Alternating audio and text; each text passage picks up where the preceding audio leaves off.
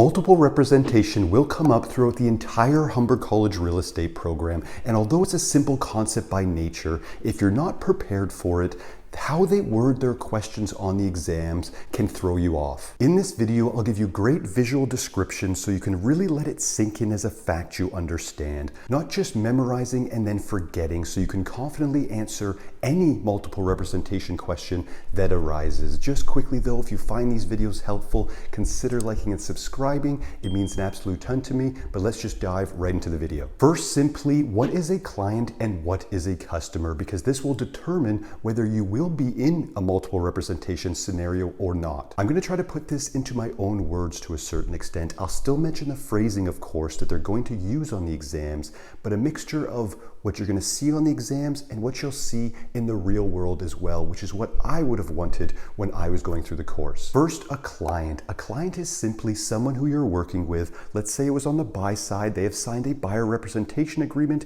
and on the sell side, they've signed a listing agreement. The OREA Form 300 buyer representation agreement and the OREA Form 200 listing agreement. In both cases, they will now be a client of the brokerage, and you as a salesperson owe a fiduciary duty and must promote and protect their best interest in a real estate transaction. What they owe you is in the contract. Remuneration agreed upon, basically commission owed, indication that you are working together on a transaction to buy or sell, and also the time frame indicated. For example, 90 days to sell a property or 90 days to buy a property. Now for a customer, the brokerage does not have those obligations, but we are still 100% required to treat a customer of the brokerage with fairness, honesty, and integrity. So what would be a scenario where someone doesn't want all of the extra services of being a client and wants to be a customer? The first one, and the main one you'll see again in the real world, is someone that just wants to utilize your time. This will happen mainly on the buy side, but let's say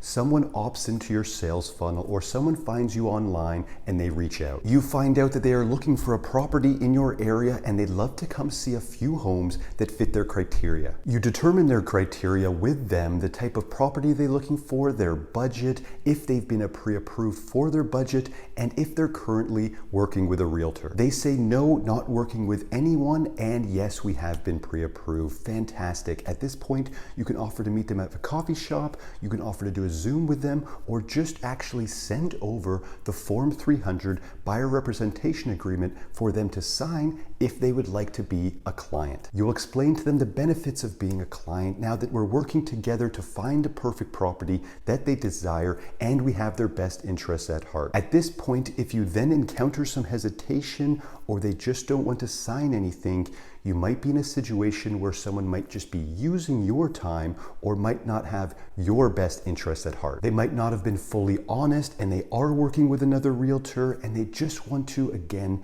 use your time. That is the majority of the time in the real world. A person just wants to be a customer over being a client, and you'll have to determine that on your own and how to take action. There are a few others as well, and we'll get into one in multiple representation. Multiple representation occurs when one brokerage is representing two or more parties in the same transaction, meaning they're representing two clients in the same transaction. Let's go through the different ways this can occur because they'll all come up in different worded scenario-based questions on the exam. First, to set the scene, we'll use a hypothetical property of 123 Main Street, Kitchener, Ontario, two brokerages, Brokerage ABC Realty Inc. and Brokerage XYZ Realty Inc. And for the sake of this video, for questions that will come up on the exams, we'll make ABC Realty Inc. brokerage also have a branch office. At the main office of ABC Realty Inc., they have 5 salespeople, and at the branch office, they have 3. 2 quick ways to be in multiple representation. First,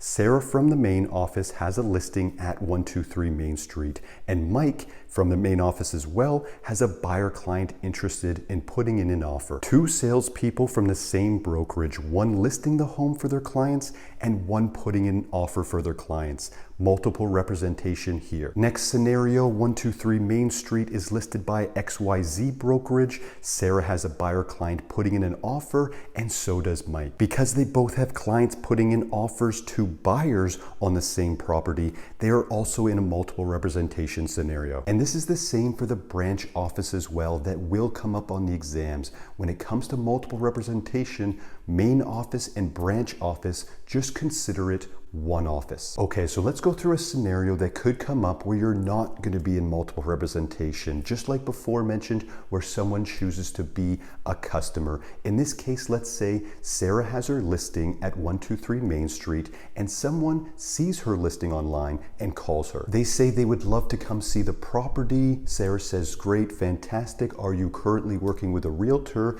They say no, and she offers to show the property to them. Let's say it turns out they love the property and they ask Sarah, what are the next steps of putting in an offer? Sarah explains to these people the two possible scenarios of being a client or being a customer, and they choose to be a customer in this situation. This is not a multiple representation scenario. We have one customer and we have one client, not multiple reps. Okay, let's get into what we are allowed to say and the timing of entering into multiple representation. REBA and our code of ethics will want you to explain to your clients the possibilities of being in a multiple representation scenario at the earliest practical opportunity, and ideally when explaining the representation agreement. Like mentioned before, in the real world, this will be when you're explaining the Form 300 buyer representation agreement and the ORIA Form 200 listing agreement. That is ideal at the earliest practical opportunity, but no later than before an offer is submitted. Written consent will be required by all parties involved in a multiple representation scenario. Those two parties involved, Sarah's initial clients that were sellers,